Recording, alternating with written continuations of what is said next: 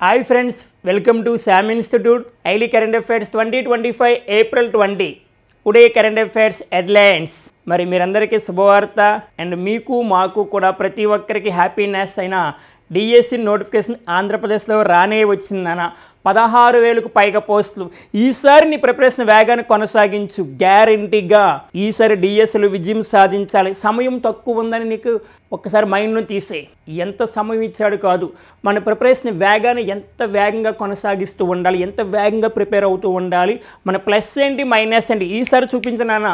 ఒక డిఎస్సి కోసం 7 ఇయర్స్ నుంచి వెయిట్ చేసావు, గ్యారంటీ ప్రతిరోజు మిమ్మల్ని మోటివేట్ చేస్తా.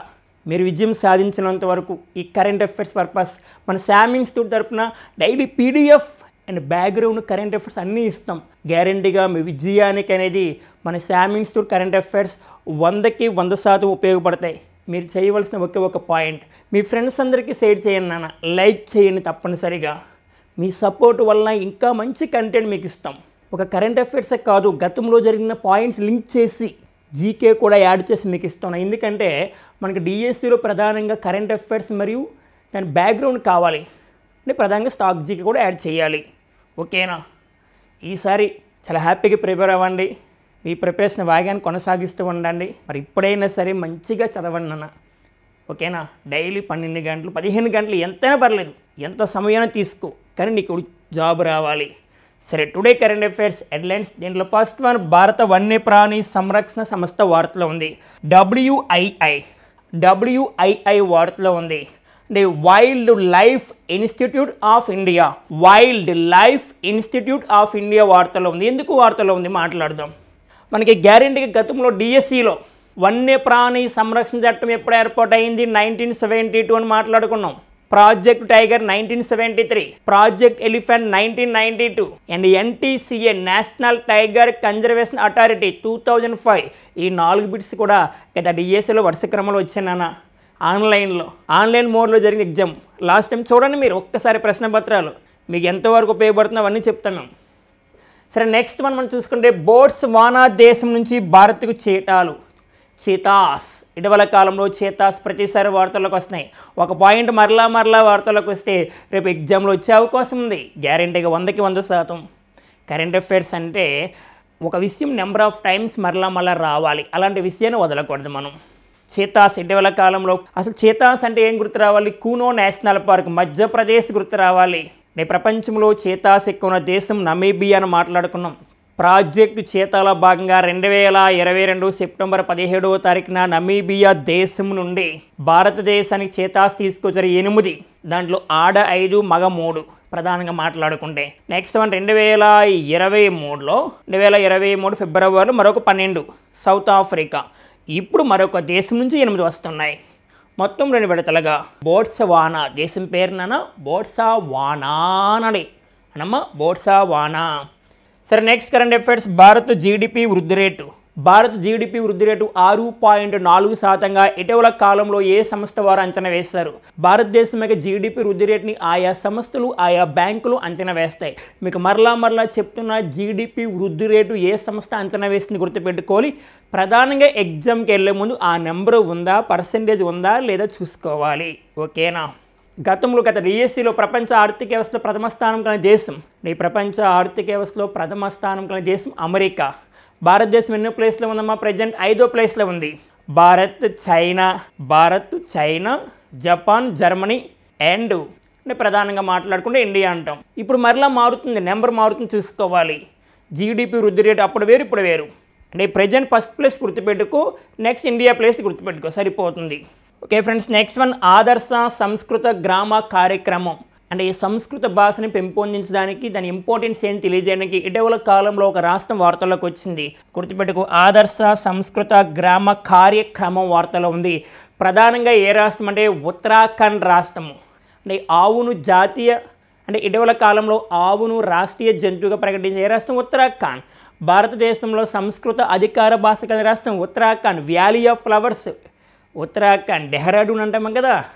ఆ ఉత్తరాఖండ్లో ఇటీవల కాలంలో 38 నేషనల్ గేమ్స్ జరిగాయి. 38 నేషనల్ గేమ్స్ 38వ జాతీయ క్రీడలు 2027లో ఉత్తరాఖండ్లో జరిగాయి. ఉత్తరాఖండ్ రాజధాని డెహ్రాడూన్. ప్రధానంగా ఇందిరాగాంధీ క్రికెట్ స్టేడియంలో జరిగాయి. ఓకేనా? ఆ ఉత్తరాఖండ్ సీఎం పుష్కర్ సింగ్ ధామి మీకు తెలిసిన నో ప్రాబ్లం. సరే నెక్స్ట్ వన్, భారతదేశ తొలి దేశీయ ఏఐ సర్వర్. ప్రస్తుతం ప్రపంచం మొత్తం మీద చాలా ఇంప్లిమెంట్ అయింది ఏఐ, ఆర్టిఫిషియల్ ఇంటెలిజెన్స్, కృత్రిమ మేధస్. ఓకేనా, ఇవి మనకున్న headlines. Okay friends, first one, భారత వన్యప్రాణి సంరక్షణ సంస్థ వార్తలో ఉంది. దాని ఇంగ్లీష్లో WII అంటాం, గుర్తుపెట్టుకోవాలి. Wild life institute of India ఎందుకు వార్తల్లోకి వచ్చింది? ప్రధానంగా ఇక్కడ చూస్తే గంగా నదిలో ప్లాస్టిక్ వ్యర్థాలను తగ్గించడం కొరకు ప్రతిపాదన. అంటే గంగా నదిలో జాతీయ నదిగా గంగా నదిని 2008లో ప్రకటించారు. అంటే ఇండియా లార్జెస్ట్ రివర్, భారతదేశంలో అతి పొడవైన నది గంగా నది.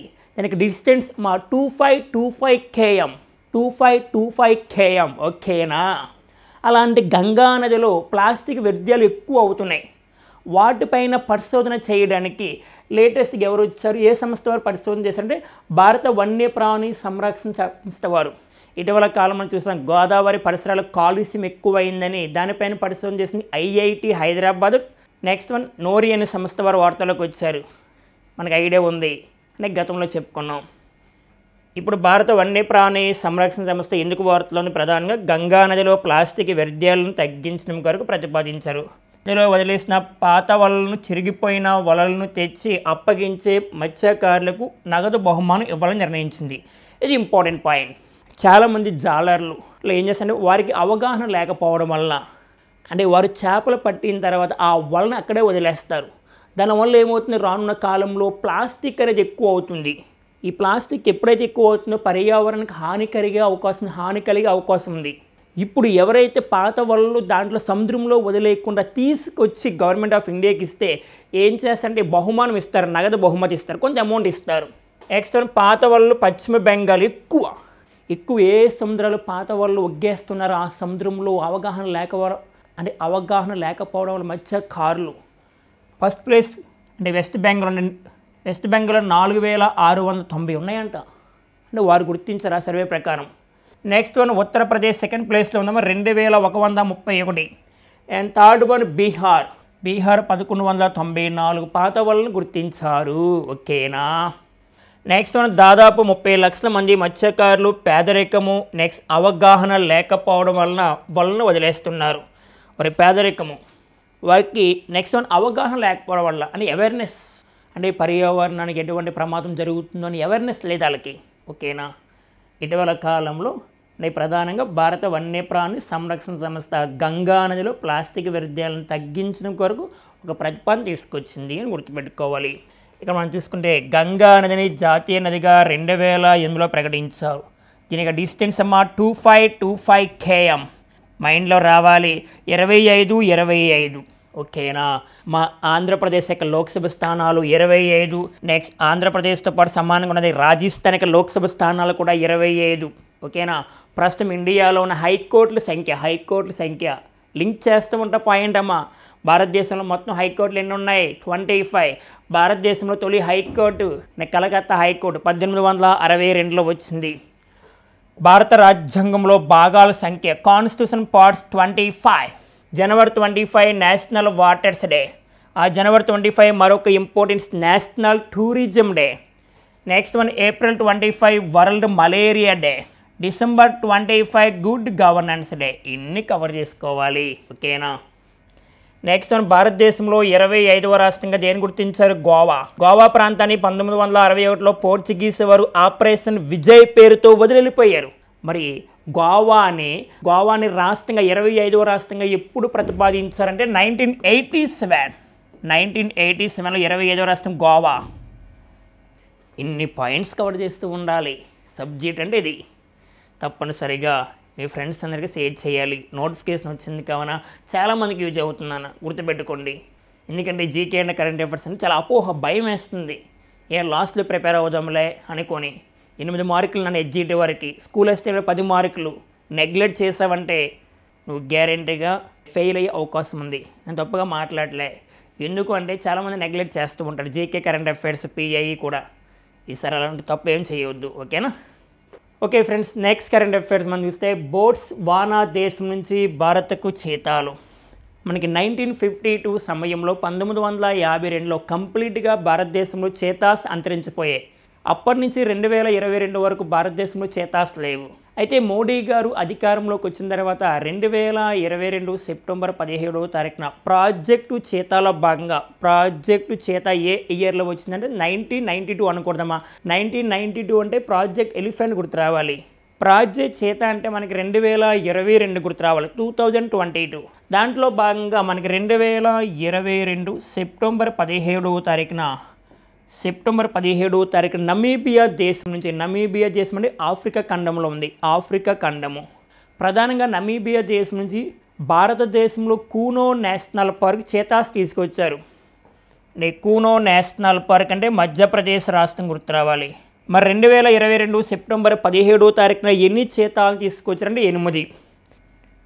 దీంట్లో ఫిమేల్ ఏమో ఒక 5, నెక్స్ట్ ఏమో మేల్ ఏమో 3.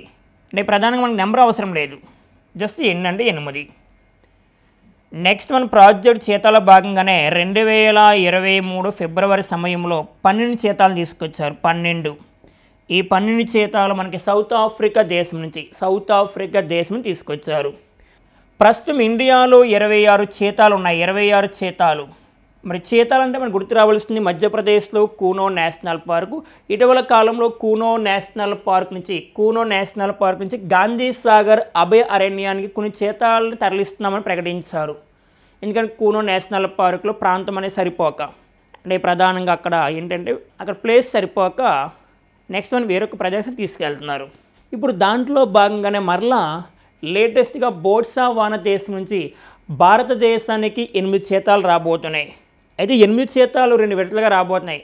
మనకి 2025 మే నెల ఫస్ట్ వీక్లో, నెక్స్ట్ 2025 మే చివరిలో. అలా ఫస్ట్ మనకు 4 తీసుకొస్తారు, తర్వాత ఒక 4 తీసుకొస్తారు. ఈ 3 దేశాలు గుర్తుపెట్టుకోవాలి. ఫస్ట్ వన్ ఏంటి నాన్న అంటే మనకి నమీబియా దేశం, సెకండ్ వన్ ఏం గుర్తు రావాలి, సౌత్ ఆఫ్రికా, 3వ దేశం లేటెస్ట్గా 2025 మే అని గుర్తుపెట్టుకోవాలి. ఇక్కడ చూస్తే ఆఫ్రికా ఖండంలోనే బోట్స్వానా నుంచి భారత్కు 8 చేతాలు రాబోతున్నాయి. నెక్స్ట్ భోపాల్లో జరిగిన ప్రాజెక్టు చిరుత సమీక్షా సమావేశంలో NTCA ప్రకటన. మరి NTCA ప్రకటన ఇచ్చింది ఇక్కడ మొత్తం 2 విడతలుగా. మరి NTCA అంటే నేషనల్ టైగర్ కన్జర్వేషన్ అథారిటీ. ఇది 2005లో వచ్చిందేమో, 5లో ఏర్పాటు అయింది. ఓకే ఫ్రెండ్స్, నెక్స్ట్ మనం చూస్తే ఈ చిరుతలను రాజస్థాన్ మధ్యప్రదేశ్ సరిహద్దులో ఉన్న గాంధీ సాగర్ అభయ అరణ్యంలో తరలిస్తారంట. అంటే మధ్యప్రదేశ్ రాజస్థాన్ సరిహద్దుల్లో ప్రధానంగా గాంధీ సాగర్ అభయ అరణ్యంలో పంపిస్తారు. ఎందుకంటే ప్రస్తుతం మధ్యప్రదేశ్లో అక్కడ ప్రధానంగా చేతాస్ ఉన్నాయి. ఇప్పుడు వేరొక ప్రాంతాన్ని తీసుకెళ్తున్నారు. నెక్స్ట్ వన్ ఇప్పటి వరకు భారతదేశంలో చిరుత ప్రాజెక్టు కోసం 112 కోట్ల పైగా ఖర్చు పెట్టారు. అంటే చిరుత అంటే చేతాస్, ఓకేనా. మరి ప్రపంచంలో చేతాస్ ఎక్కువ ఉన్న దేశం ఏంటంటే నమీబియా దేశం అన్నాం. మరి చేతా వార్తల్లోకి వచ్చింది, దాని యొక్క సైంటిఫిక్ నేమ్ అంటే శాస్త్రీయ నామం ఏంటి, చాలా చాలా ఇంపార్టెంట్, అసినోసిస్ జుబాటస్. అసినోసిస్ లేదా అసినోసస్ అంటారు, అసినోసిస్ జుబాటస్. మనకి జాతీయ జంతువు ఏంటమ్మా, జాతీయ జంతువు రాయల్ బెంగాల్ టైగర్. జాతీయ జంతువుగా రాయల్ బెంగాల్ టైగర్ని 1972లో ప్రకటించారు. దీని యొక్క సైంటిఫిక్ నేమ్ ఫ్యాంటారా ట్రైగిస్, ఓకేనా. మరి భారతదేశంలో చేతాలకు మరణం పైన ఏ కమిటీ చేస్తారు, రాజేష్ గోపాలన్ కమిటీ. ఎందుకంటే చేతాస్ ఒక ప్రాంతం నుంచి మరొక ప్రాంతాన్ని తీసుకెళ్ళినప్పుడు ఏమవుతుంది, వాతావరణం ప్రాబ్లం వల్ల, కొన్న ఆహారపు అలవాట్ల వలన కొన్ని చేతాలు చనిపోయాయి. ఆ సమయంలో చనిపోయినప్పుడు NTCA ఎవరో కమిటీ చేస్తారు. ఆ కమిటీ పేరే రాజేష్ గోపాలన్ కమిటీ. మైండ్లోకి వెళ్ళాలి, చేతాస్ యొక్క మరణం పైన committee Rajesh Gopalan. Okay friends, next current affairs మనం చూస్తే భారత్ GDP వృద్ధి రేటు 6.4%. అంటే ఇటీవల కాలంలో తరచూ భారతదేశం యొక్క GDP వృద్ధి రేటుని అంటే గ్రాస్ డొమెస్టిక్ ప్రొడక్ట్ GDP వృద్ధి రేటుని ఆయా సంస్థలు, ఆయా బ్యాంకులు అంచనా వేస్తూ ఉంటాయి. అయితే పర్టికులర్గా ఇటీవల కాలంలో IMF ఉంది. మనకి IMF అంటే ఇంటర్నేషనల్ మానిటరీ ఫండ్, అంటే అంతర్జాతీయ ద్రవ్యనిధి వారు 2024-25 ఆర్థిక సంవత్సరానికి భారతదేశం యొక్క GDP వృద్ధి రేటుని 6.7%గా అంచనా వేశారు. నెక్స్ట్ వన్ మరలా ఇదే ఐఎంఎఫ్ వారు 2025-26 ఆర్థిక సంవత్సరానికి భారతదేశం యొక్క జీడీపీ వృద్ధి రేటుని 6.8% అంచనా వేస్తారు.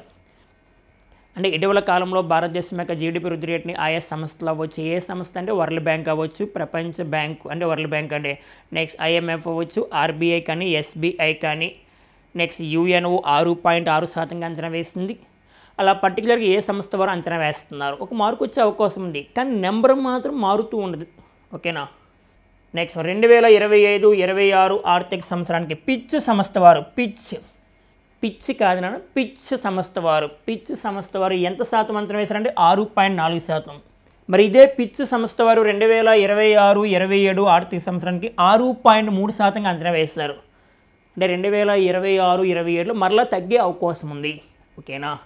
లేటెస్ట్గా మనం ఆర్బీఐ చెప్పుకున్నాం, ఆర్బీఐ లింక్ చేస్తూ ఉండాలి. ఇటీవల కాలంలో ఆర్బీఐ రెపో రేటు 6.25% నుంచి 6% తగ్గించింది రిజర్వ్ బ్యాంక్ ఆఫ్ ఇండియా. మనకి 2025లోనే 2 సార్లు ఆర్బీఐ రెపో రేటు తగ్గింది. 2025 ఫిబ్రవరిలో 6.5% ఉన్న ఆర్బీఐ రెపో రేట్ని 6.25% తగ్గించారు. నెక్స్ట్ వన్ 2025 ఏప్రిల్లో 6.25% నుంచి 6% తగ్గించారు. ప్రస్తుతం ఆర్బీఐ రెపో రేటు 6% ఉందని గుర్తుపెట్టుకోవాలి. ఓకేనా. మరి ఇటీవల కాలంలో ఐఎంఎఫ్ వారి ఇంటర్నేషనల్ మానిటరీ ఫండ్ వారు మరలా 6 నుంచి 5.75% వచ్చే అవకాశం ఉందని చెప్పారు. కానీ ప్రస్తుతం ఎంత అంటే 6% అని గుర్తుపెట్టుకోండి RBI repo rate. Okay friends, next current affairs మనం చూస్తే ఆదర్శ సంస్కృత గ్రామ కార్యక్రమం వార్తలో ఉంది. మరి ఇటీవల కాలంలో ఏ రాష్ట్రం వార్తల్లోకి వచ్చిందంటే ఉత్తరాఖండ్ రాష్ట్రం వార్తల్లోకి వచ్చింది. భారత రాజ్యాంగంలో మొత్తం ఎన్ని భాషలు ఉన్నాయి నాన్న అంటే 22 భాషలు, 22 లాంగ్వేజెస్. భారత రాజ్యాంగంలో ప్రారంభంలో ఎన్ని భాషలు ఉండే 14 లాంగ్వేజెస్. అయితే మన భారత రాజ్యాంగంలో అధికార భాష అయినా మనకు సంస్కృతం, ప్రధానంగా సంస్కృతం. అంటే పర్టికులర్గా సంస్కృతం అఫీషియల్ లాంగ్వేజ్ ఏ స్టేట్కి ఉందంటే మనకు ఉత్తరాఖండ్కి ఉంది. ఉత్తరాఖండ్. ఇప్పుడు ఆదర్శ సంస్కృత గ్రామ కార్యక్రమం ఎందుకు వార్తల్లోకి వచ్చిందని అంటే సంస్కృత భాషను ప్రోత్సహించే లక్ష్యంతో. అంటే ఉత్తరాఖండ్ రాష్ట్రంలో ఉన్న ప్రతి ఒక్క పౌరుడు కూడా ప్రధానంగా సంస్కృత భాషను పెంపొందించాలి, దాని యొక్క విలువలు తెలుసుకోవాలంట. నెక్స్ట్ వన్ రాష్ట్రంలో 13 జిల్లాలోని ప్రతి జిల్లా నుండి ఒక్కొక్క గ్రామాన్ని ఎంపిక చేసి అక్కడ సంస్కృత భాషను బోధిస్తారంట. అంటే ఆ భాషకి వాల్యూ తెలియజేయడానికి. ఓకేనా, గుర్తుపెట్టుకోవాలి. లేటెస్ట్గా మహారాష్ట్ర గవర్నమెంట్ చూసాం మనం. ఇటీవల కాలంలో మహారాష్ట్ర గవర్నమెంట్ వార్తల్లోకి వచ్చింది. మహారాష్ట్ర గవర్నమెంట్ ఎందుకు వార్తల్లోకి వచ్చింది? ఎన్ఈపి నేషనల్ ఎడ్యుకేషన్ పాలసీ 2020లో భాగంగా ఇటీవల కాలంలో ఏ రాష్ట్రం తృతీయ భాషగా హిందీని ప్రకటించింది? మహారాష్ట్ర. ప్రశ్న అడిగే అవకాశం ఉంది డిఎస్సిలో మనకి. ఇటీవల కాలంలో మహారాష్ట్ర ప్రభుత్వం తృతీయ భాషగా హిందీని ప్రకటించింది. అంటే ప్రథమ భాష మనకి Marathi, second one English language and third one Hindi language. నాన్న మహారాష్ట్ర గవర్నమెంట్ గుర్తుపెట్టుకోండి, మీకు వచ్చే అవకాశం ఉంది ఎగ్జామ్లో. Okay friends, next current affairs మనం చూస్తే ఇటీవల కాలంలో తరచు ఏఐ ఆర్టిఫిషియల్ ఇంటెలిజెన్స్ కృత్రిమ మేధస్ అది వార్తలో ఉంది నాన్న. ప్రస్తుతం ప్రపంచాన్ని శాసిస్తుంది ఆర్టిఫిషియల్ ఇంటెలిజెన్స్. మీకు చాలాసార్లు చెప్పుకున్నాం, ఇటీవల కాలంలో ప్రపంచంలో తొలిసారిగా ఏఐ సాఫ్ట్వేర్ ఇంజనీర్ అమ్మ డెవిన్ అంటే అమెరికా గుర్తు రావాలి. భారతదేశంలో ఏఐ సాఫ్ట్వేర్ ఇంజనీర్ దేవికను మాట్లాడుకున్నాం. అలాగే ఇండియా పాస్ట్ ఏఐ స్కూల్, భారతదేశంలో తొలిసారిగా ఏఐ స్కూల్ కేరళ తీసుకొచ్చింది. భారతదేశంలో తొలిసారిగా ఏఐ టీచర్ ఐరిస్ అని మాట్లాడుకున్నాం. భారతదేశంలో తొలిసారిగా ఏఐ యాంకర్, మనకి ఏఐ యాంకర్ గురించి మాట్లాడుకున్నాం. లీసా అంటే ఒడిశా రాష్ట్రం మాట్లాడుకున్నాం. ఇటీవల కాలంలో ప్రపంచంలో తొలిసారిగా ఏఐ న్యూస్ పేపర్ని ఇటాలియన్ వార్తాపత్రిక అంటే ఇటలీ దేశం ముద్రించిందని మాట్లాడుకున్నాం. ఇవన్నీ ప్రతిసారి మనం చూస్తున్నాం. అలా ఇటీవల కాలంలో భారతదేశ తొలి దేశీయ ఏఐ సర్వర్ వార్తల్లోకి వచ్చింది. దాని పేరు గుర్తుపెట్టుకోవాలి, దాని పేరు ఆదిపోలి. క్వశ్చన్ ఎలా రావచ్చు అంటే ఇటీవల కాలంలో వార్తలో ఉన్న ఆదిపోలి ADIPOLI అది ఇండియా పాస్ట్ ఏఐ సర్వర్. ఇక్కడ మనం చూస్తే కేంద్ర ఎలక్ట్రానిక్స్ మరియు ఐటీ శాఖ మంత్రి అశ్విని వైష్ణవ్ ప్రకటించారు. ఓకే. నెక్స్ట్ వన్, ఈ సర్వర్ను వివిడిఎన్ టెక్నాలజీస్ అభివృద్ధి చేసిందంట. అంటే ఇటీవల కాలంలో వార్తలో ఉన్న ఆది పోలే సర్వర్ను ఎవరు అభివృద్ధి చేస్తారండి? వివిడిఎన్. మనకి ప్రశ్న సింగిల్ లైన్ క్వశ్చన్ గుర్తుపెట్టుకోవాలి. భారతదేశ తొలి దేశీయ ఏఐ సర్వర్ పేరు గుర్తుపెట్టుకోవాలి, ఆది పోలి.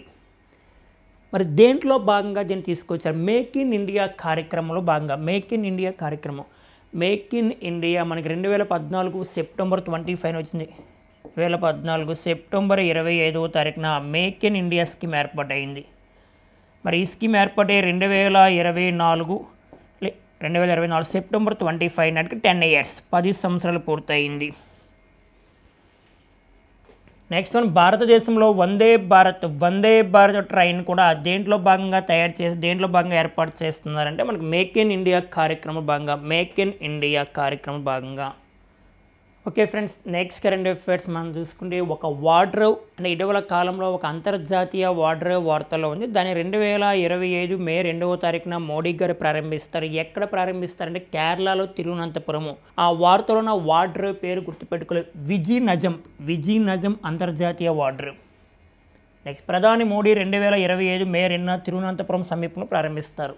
దీనికి ఇంపార్టెన్స్ ఏంటంటే భారతదేశంలో తొలి semi automated deep water container transshipment wardrobe అంట.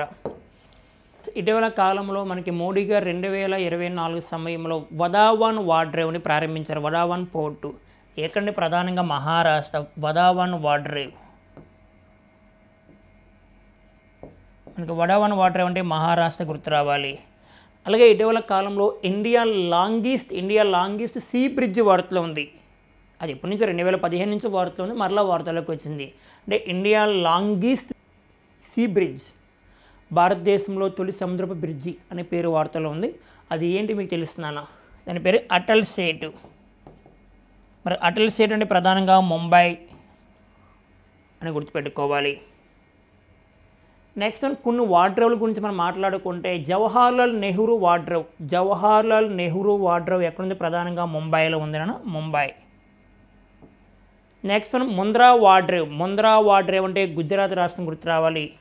భారతదేశంలో ప్రస్తుతం ప్రధాన వార్డ్రోబ్లు ఉన్నాయి, 12 వార్డ్రోబ్లు. భారతదేశంలో ప్రధాన వార్డ్రోబ్లు 12 ఉన్నాయని గుర్తుపెట్టుకోవాలి, 12.